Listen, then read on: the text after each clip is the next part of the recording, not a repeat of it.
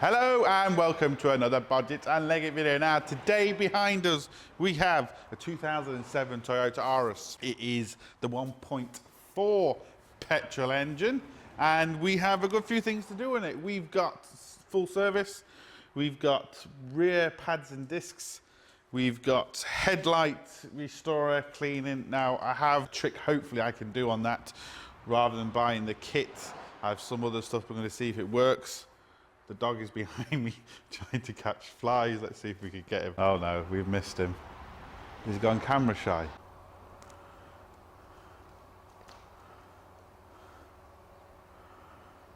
I turned away twice, and every time I turn back to me, he keeps doing it again. But anyway, so yeah, I've hopefully got a good trick on the headlights. We've also got a thing to do on the back wiper, which I'll show you. Someone has set it wrong. But these are going to be separate videos. And we might find other things we might have to do in a future video. He's just brought this car, and I've only quickly, like you can see from the brakes and stuff, I'll show you this why we replace them because I can quickly see. I haven't checked this out on the lift properly yet. But as we go through these jobs, we will, and we might find other things we need to do. If we do, we'll ring the customer, we'll see, and we'll film it. Really as simple as that.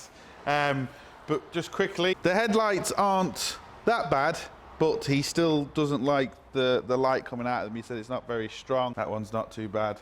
Obviously a service. And the wiper. Now, what I noticed was, if you look under here, you can see there's writing on it from a scrap yard or a breaker's yard. So this has obviously got damaged somehow. Someone then has decided to put it on, but what happens is rather than it going that way, they put it on the wrong setting and it goes down. So it goes down and wipes the back headlight, the back tail lights, which obviously is no good. So we'll reset that. Right, hopefully you can see that. Get the light in a bit better. Just how shiny that back disc is. Nothing particularly wrong with that. Let's go to the other side. Just struggling to get the light in. Can we see? There we go. You can see now.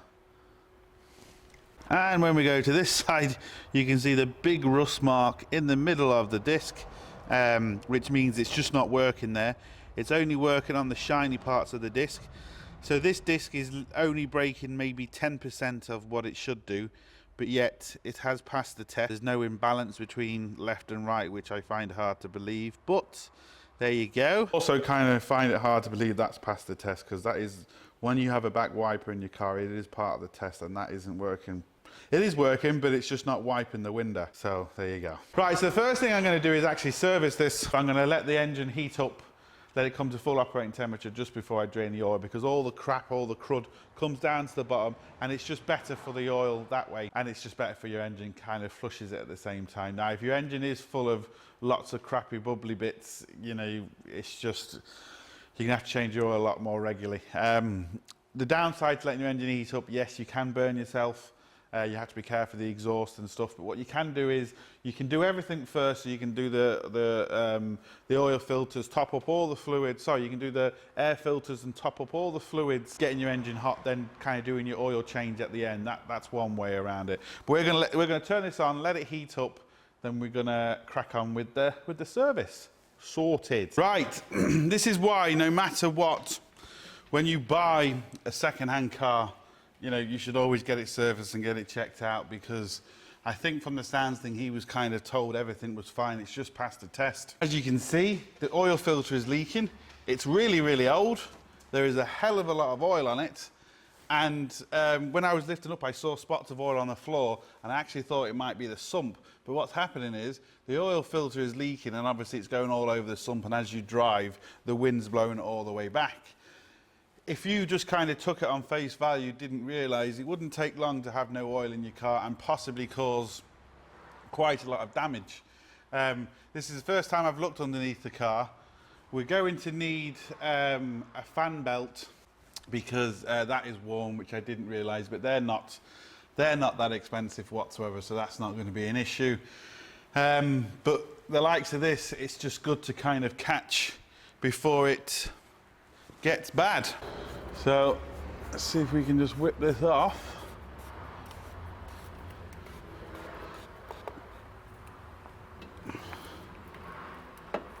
It's not even tight, so it could just be the fact that it's loose I've been asked a lot about this. This is an adjustable oil filter remover. Right, keep getting interrupted. I've been asked a few times about this. What do I use? This one is adjustable, so as you screw the bottom, you can see the actual top gets bigger or smaller. And the good thing about it is, with this type of design, once you tighten it over the fuel filter, it becomes a ratchet, so you can actually slide it around like I actually did there without having to undo it. This one is a Spice pick event. It is 0387000. There's the part number. Oh, if you can see that. Handy piece of kit. Now we can just take this off, get covered in oil, and it's hot, so be careful. It's been on there for a while, that one.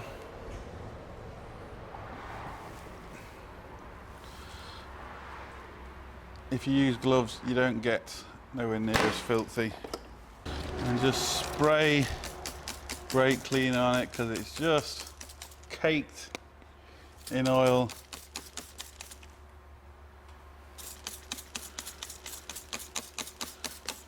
Clean this up, and the reason you need to clean it up is, even though I could see it was the oil filter that was leaking, you still can't be 100% sure, so you need to get it all nice and clean.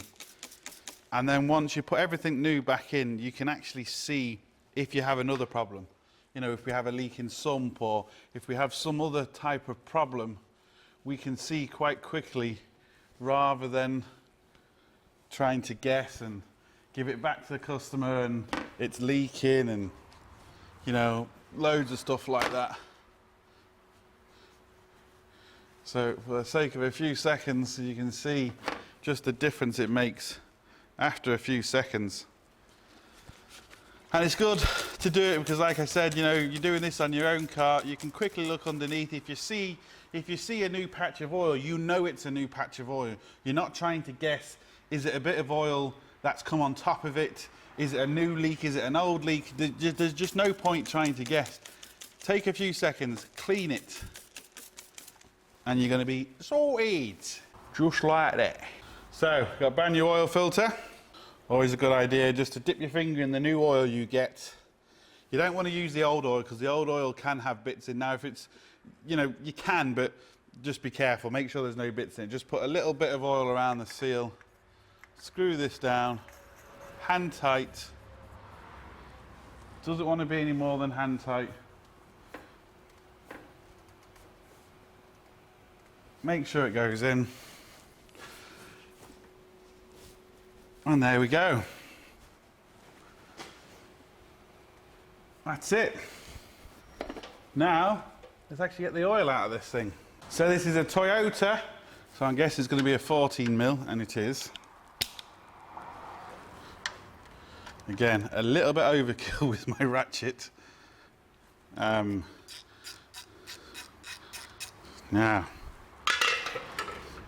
see if we can get this without getting covered.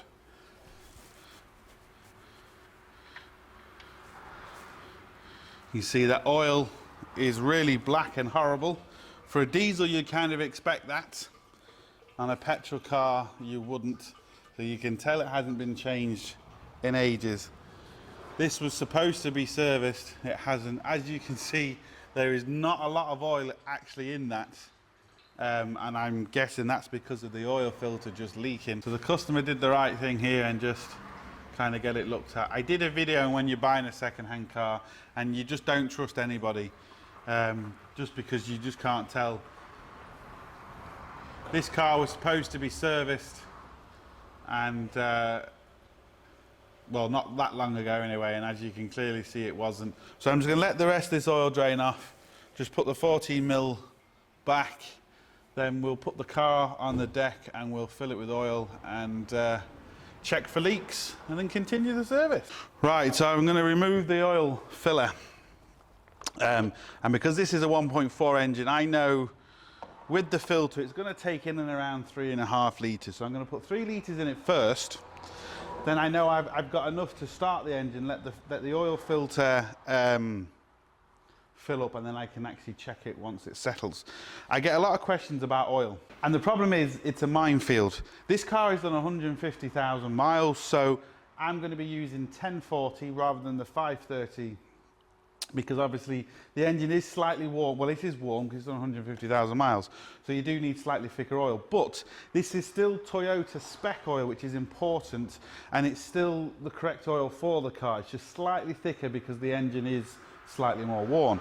The problem is with oil, depending on where you live, depending on your climate, if it's a really hot climate or a really cold climate, the oil changes. Depends how the car is set up for a different country, the oil changes. So it's difficult for me to say when someone asks me a question, and especially when they're on the other side of the world, what type of oil do I use? I can't really tell you because I don't know the specific specs for your country. I can only say what's kind of in Ireland, which is the climate we have, which can be 4 seasons in one day. But, you know, so I know what to use here, but it's very difficult to me to figure out other people's countries. But with a bit of Googling, look in your book, you can easily find it. So we're just going to shove 3 litres in first, and then I'm going to start it for maybe 30 seconds or so. Just wait for the oil light to go out, and then I'll let it settle for maybe another 30 seconds, dip it and see what oil we need after that. So that's what I'm going to do. No point me showing you the rest, just fill in oil, but we'll get to it when, well, after I've started it and let it stop for 30 seconds or so. That's when I'll turn the camera back on. Right, so I've let it settle, pulled out the dipstick, give it a wipe, put it back in, and let's see where we are. Let's see if it will go back in. Now we're just above, you can see that, just above the minimum. We've got 2 little marks on it. The bottom mark is the minimum, the top mark is the maximum. Fairly straightforward and simple. As you can see, the colour of the oil for a start is nice and clear. So I'm going to need, I'd say, maybe just under 1 litre.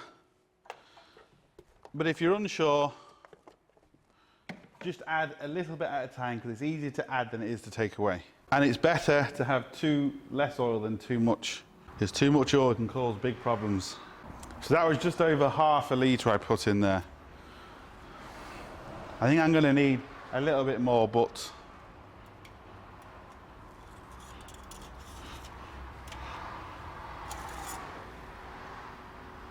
yeah, I'm going to need the same again. As you can see, we're in the middle now. So I'm going to need another ½ litre. That's going to sort that out. Once I've done that, no point in filming it because it's just adding oil. We will go to the air filter next. Sorted. Now, I've got the engine running, and it's always a good thing just to double check to make sure nothing is leaking, because it's easier to do it now than having the customer having a problem. So just give that a few minutes to run. What I'm also going to do, which I'm not going to film because I've just filmed loads of kind of doing it, I'm replacing the gearbox oil. This is the drain plug for the gearbox oil, and up here is the fill plug. You can just see it. There we go, is the fill plug. Now it's exactly the same as filling all gearboxes, so if you watch my other videos you'll get the idea. Just trying to keep them short, because there's no point going through the same stuff over and over again. So I'm just going to leave this running for a few minutes. I tend to do it for about 5 minutes, just to make sure that there is no leaks. Get the oil nice and hot, because the hotter the oil, the thinner it is, and that's when you do tend to get leaks. So don't just start it for 30 seconds and think you're okay. Just leave it for a few minutes. Once I've done that, we'll get it on the deck and we'll continue. Right, so we've got no leaks. I'm happy enough underneath. But what I am curious to see is how good or bad this air filter is. This is the new one. You see how white it is. So I'm going to be interested to see how this one is. There should just be 2 clips, which there is. So you can just push them with your finger. Very simple. Find the other one, just push it back, and this kind of flips out this way. Now, sometimes you might have to take off the airflow meter, just depending on how tight everything is. And it looks like I'm going to have to do that. But, oh no, we can just push it forward. If you don't have to, you don't have to. Not as bad as I was expecting from the oil, but there you go. Oh yeah, there's Thomas's tattoo, look.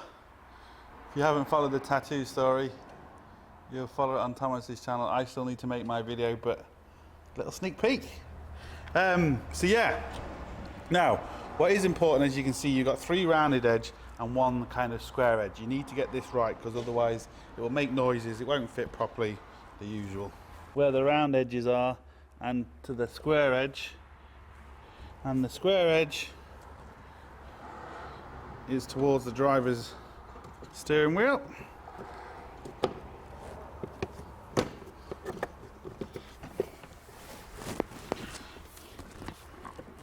Right, is this the wrong side? Actually, I think I got it slightly wrong. The corner is to the front of the car, not to the back. I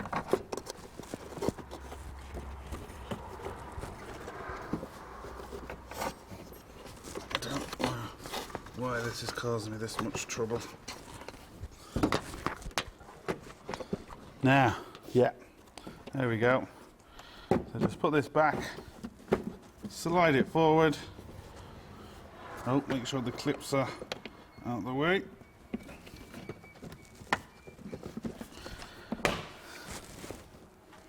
Now, push the clips back. Right, there we go. That's on. Air filter done. Now we're going to just check all the levels. I'm not going to worry about the brake fluid yet, which is just over there. You can just see it. And the reason I'm not going to worry about that is because I've got back brakes to do.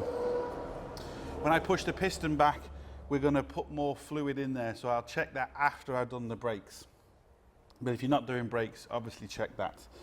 If you see your brake fluid low, don't just necessarily put brake fluid in. There's a reason why it's low. There's either a leak or your brake pads are worn. It's really as simple as that. If the fluid's all black and kind of horrible, replace it.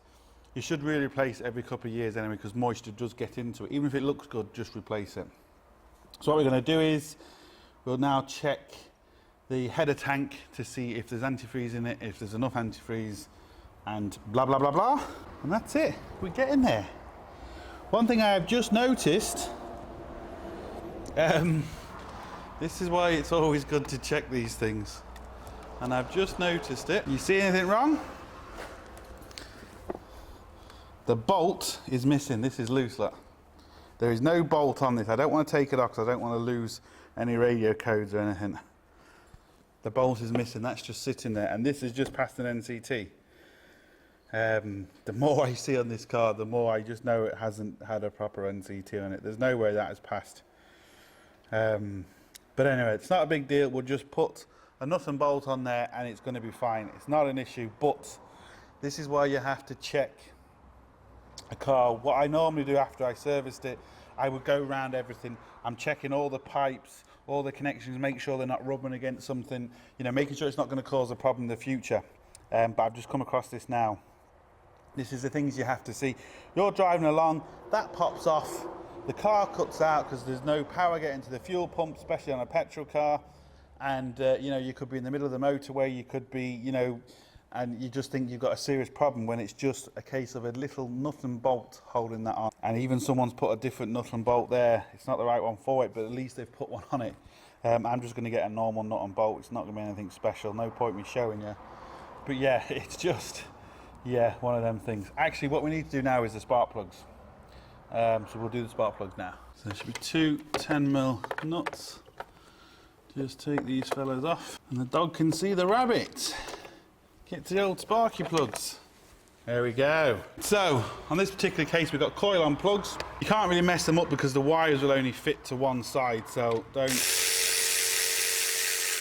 don't worry about that.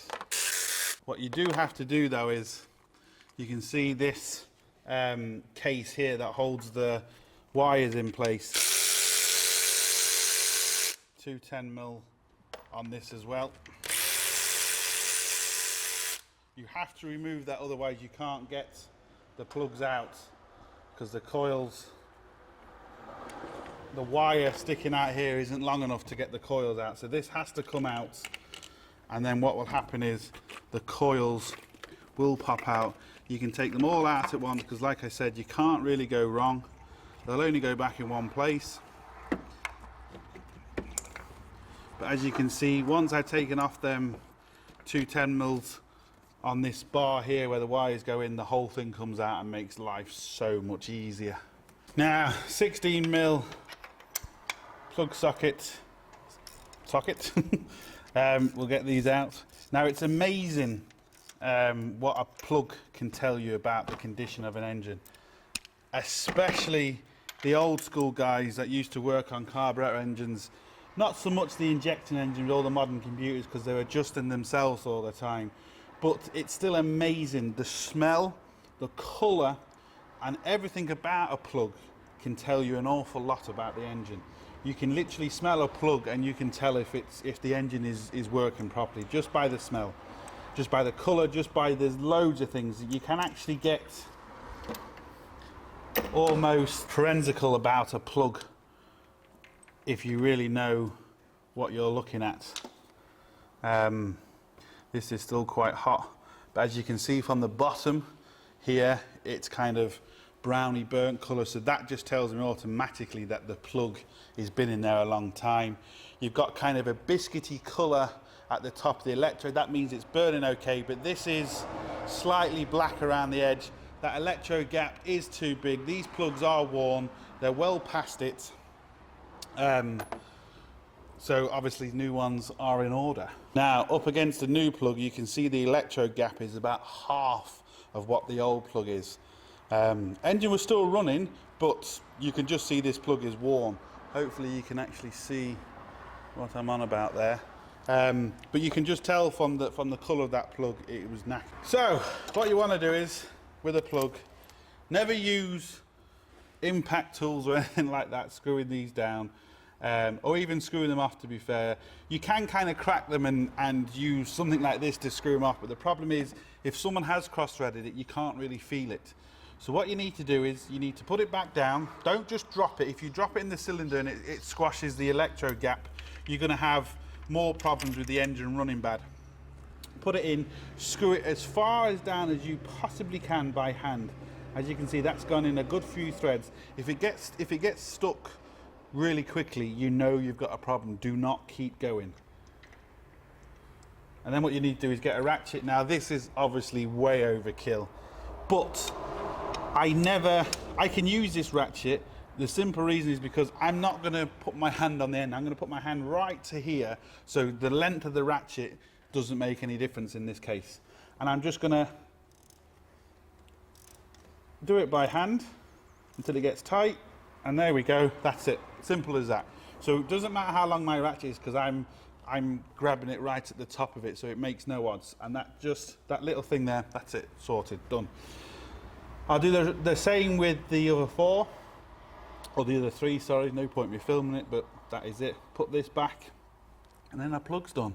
Sorted. It's all right for some, just sunbathing. Oh, it's all right for 2 of them, just sunbathing. It's a dog's life. Right, the water wiper squirter washer bottle. I've just filled it with water and fluid for that. No point me showing you, because it's just flipping up that and filling it with water. Now, with the expansion bottle, again, you don't want to test this when it's hot. Let it go cold. When it's hot, it's under pressure. It could come out and do serious damage to you, because it will just burn you. So I need to see if I can actually get this in. The way this bottle's designed, it's not too easy. No.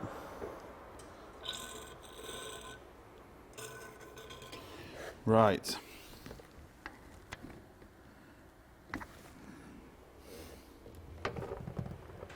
Cannot get that in. And there's no radiator cap to check it. This stupid design this is now. It's a little bit low, so I'll just top it up. I'll let it run for a few minutes, and then hopefully I can get enough water in it to actually check the level. Right, I finally got it to mix. We've got 3 floating, so we're good for -23, which I think is going to be good enough for this. What I am going to do is I'm going to get a fan belt because it is all cracked. Once I get it, I will obviously film that and we can wrap up this video. But what I am going to do now is I'm going to go around everything, make sure all the pipes are in place, especially after seeing the bolt missing on the battery. So I'm going to go around making sure nothing's rubbing, everything's kind of in place, because if a pipe is rubbing or something is out of place, that can cause a problem. I'm not going to check the brake fluid, even though the level is good, but because I've got to do the rear brakes, but the level there is good. So when I actually fill it, when I actually do the brakes, this is going to overflow, just because people put fluid in when it's low, but you have to check that there's a reason why it's low. Anyway, so just putting a fan belt on this is going to be the end of it. And yeah, so as soon as I get it, we'll film it. Sorted. Right, I'm going to do all this in the same service video, so we're going to fix, just get him out of the way. We're going to fix the wiper. We're going to do the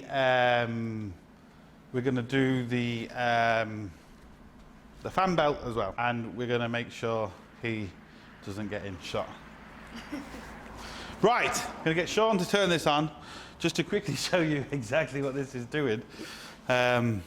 Might look all right now at the minute, but let's turn it on and see what's wrong. Right, get Sean to turn it on.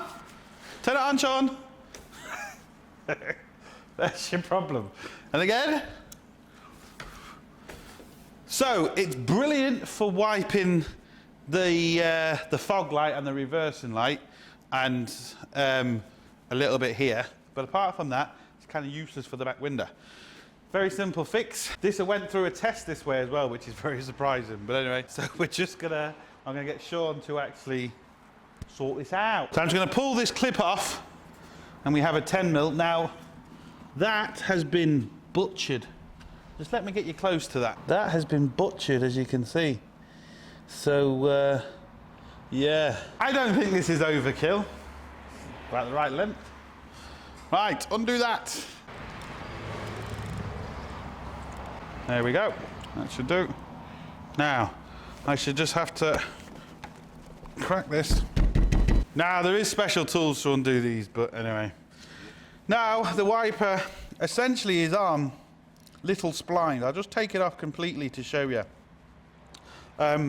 Inside there are little splines. Hopefully the camera's going to show this. Just hold that. I'll show you on here.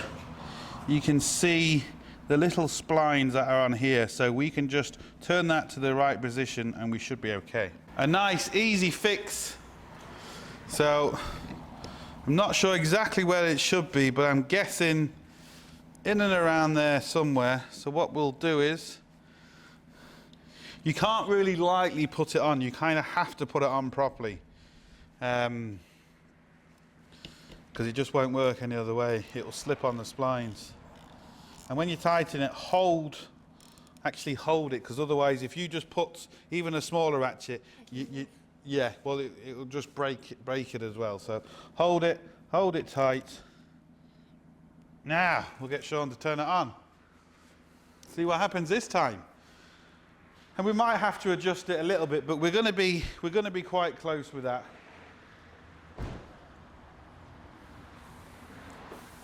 There we go. That's perfect. So sorted. Sorted.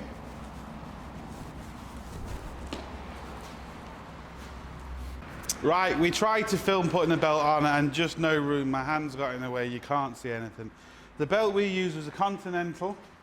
There's the part number, it's a P6K 1400.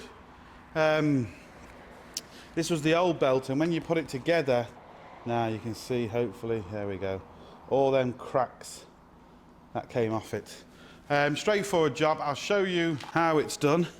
You can see the tensioning mechanism here. So even if I put my hand there, it's in the way. This top bolt where my finger is there is a 19mm. Get a long ratchet and 90 mil on that. Pull it back. That releases the tension of the belt, and the tensioner is just here. As you can see, even with no hands in the way, I'm struggling to kind of film this. So that's the new belt on now. All we've got left to do now is wash it, give it back to customer, and we are sorted. So that, yeah, please like, share, subscribe, all the usual stuff. Don't forget, get your hands dirty. Before that, links. Oh yeah. There'll be links up here and down here. No, links down here and up there. Yeah, so.